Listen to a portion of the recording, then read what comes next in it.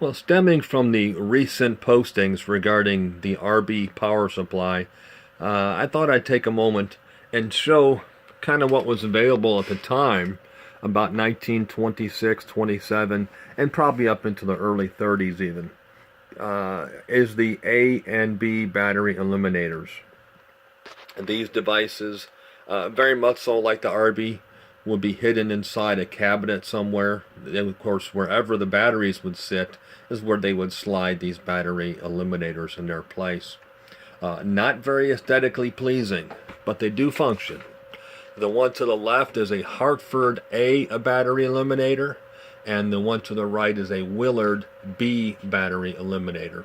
Of course, the A battery eliminator provides your filament voltage, in this case 6 volts to the AK20C, and the Willard provides the your detector, intermediate, and your output stage B plus voltages, and they are adjustable by these two knobs here, as well as your A voltage adjusted by this knob.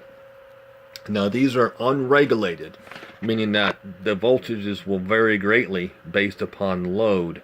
In this particular case with the A battery eliminators, typically the set was turned off with simply turning off the A eliminator. That would alleviate any B supply load. And quite commonly the B eliminator on some of them was plugged into the A eliminator. So when one turned off the A eliminator, they turned off the A and B at the same time. And you don't necessarily want to turn off the set when you're running off an A eliminator, because that removes the load from the A, and you'll see the voltages will spike considerably on the A supply. So back in the day, they would turn the set off by turning off the on-off switch. In this case, this is done by this particular umbilical here. I'll turn this on. You can see the light illuminate, and of course it's powering my 20C. Now they are functionable, they work, and actually work quite well, and I hope to garner some interest in these, because they are kind of a neat, kind of a novelty to power your set by period correct supplies. Certainly nothing against the RB. It is a very quality supply.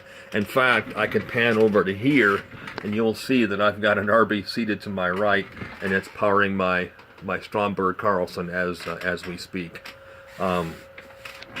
There's just something neat about using an A and B supply. B supplies are rather prevalent.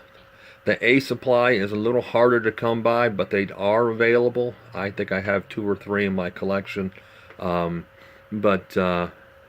Just thought I'd post a short video. I think it's an interesting part of our radio history. And with that said, I hope you enjoyed, and until next time,